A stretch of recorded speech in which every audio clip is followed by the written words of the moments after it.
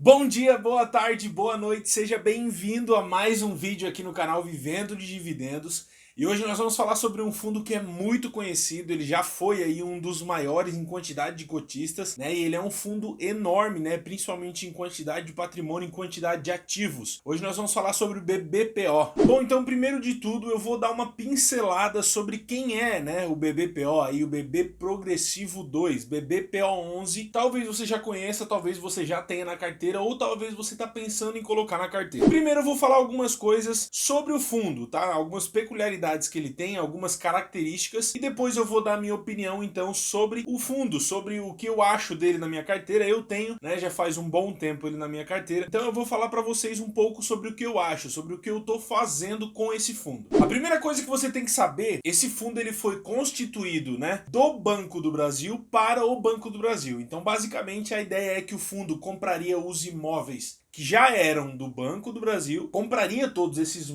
imóveis do banco e então locaria para o banco então por um período de tempo. O contrato do BBPO ele acaba em 2022, então nós estamos aí há 3, 4 anos do vencimento desse contrato. Uma coisa que já chama atenção no BBPO é o valor patrimonial, né? Ele é um dos maiores aí na Bolsa de Valores. Ele tem um valor de patrimônio hoje de 1 bilhão 638 milhões, né? Então ele é um fundo enorme realmente em quantidade de ativos. São 64 imóveis que hoje estão espalhados aí em todas as regiões do país, né? Tem aí no sul, no norte, no nordeste, no sudoeste, tem em tudo quanto é lugar. E também tem desde as agências menores até as principais, né? Hoje, se você olhar aí no gráfico, né, que mostra todas as porcentagens de divisões aí do fundo, você vai ver que só o edifício SED 3, né, ele representa aí quase 20% do fundo. Então, ele tem tanto prédios super importantes para o banco, como agências menores, né, ocupando míseras porcentagens aí do fundo em si. Bom, então agora eu podia falar, né, que o fundo ele mantém um caixa legal, ele tem uma taxa de administração plausível, uma taxa de administração bem baixa para o mercado. Hoje ele cobra 0,28% ao ano, então tudo bem, né? Até aí todo mundo sabe e eu não quero entrar muito nesses detalhes, porque eu acredito que você já sabe sobre isso. O que eu quero falar então é sobre o fundo em si. Eu tenho o fundo já faz alguns anos, já faz algum tempo, e o que eu quero detalhar é o seguinte. Primeiro de tudo, né? A gente vai entrar naquele papo de que,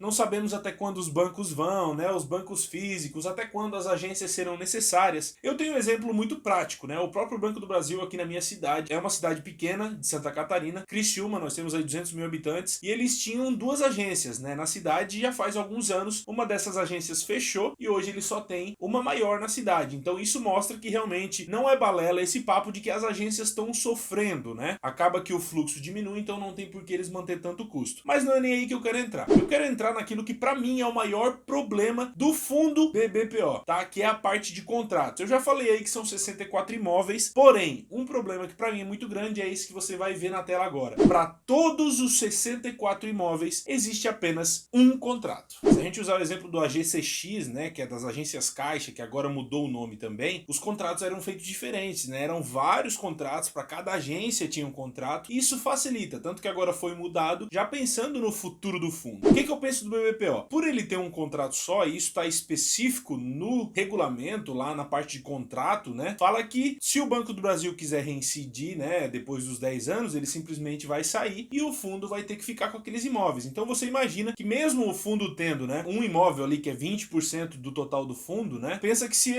o Banco do Brasil sair, fica só com essa agência, só com esse centro administrativo. São 63 imóveis, são mais de 60 locações vagas, né? Então é muito mais difícil você conseguir locar todos esses imóveis de uma vez. Então o fundo pode sofrer. O meu maior medo com o BBPO, e isso, mesmo eu tendo ele há bastante tempo, eu já não compro também há muito tempo esse fundo, é exatamente isso, né? Eu acredito que o fundo precisa de uma renegociação, mas também acho que não vai acontecer, porque o Banco do Brasil, né, sendo locatário, também está ali muito conectado com o fundo, ele trabalha muito próximo da gestora, então eu realmente não acho que isso vai mudar. O que eu acredito é que em 2022 a gente vai ter uma noção um pouco maior do que vai rolar. Eu sei que lá no regulamento fala sobre alguns adicionais, fala dos adicionais de cada agência, mas contrato existe apenas um e é muito fácil, né, para o Banco do Brasil recorrer a isso e romper esse contrato e o fundo sofrer com esses imóveis parados. E a gente já viu o tamanho da bomba, né, 1,6 bilhões de patrimônio. Então eu acho realmente que o fundo é complicado. Agora, Rodrigo, o que você tá fazendo? Como eu falei, eu não compro mais esse fundo, mas eu tô pagando para ver, né? Eu tô acompanhando, tô olhando ele por cima, né? Fico ali olhando ele, olho as cotações, vejo o que tá acontecendo, acompanho os fatos, porque eu acredito que o fundo tem futuro, porém, do jeito que tá hoje, tá melhor pro Banco do Brasil do que pros cotistas. Eu não tô falando que o fundo é ruim, eu não tô falando que nós teremos problema, eu tô falando simplesmente que hoje é muito melhor o contrato pro lado do Banco do Brasil do que pros cotistas e pro fundo imobiliário, ok? Essa foi a minha opinião, é isso que eu acho sobre o BBPO. Muitos de vocês me perguntaram nos comentários aí nos outros vídeos, então por isso eu decidi fazer um vídeo demonstrando o porquê eu tenho esse fundo, só que eu não compro mais. Demonstrando porque eu tenho esse fundo, só que eu já não compro há um bom tempo. Se você curtiu esse vídeo, deixa o seu like aí embaixo, se inscreve, deixa o seu comentário aí se você tem ou não o BBPO, se você vai comprar, se você vai vender, o que você está fazendo, qual você acha que será o futuro das agências bancárias. Deixa aí no seu comentário pra gente debater e conversar. E é isso, a gente se vê no próximo vídeo.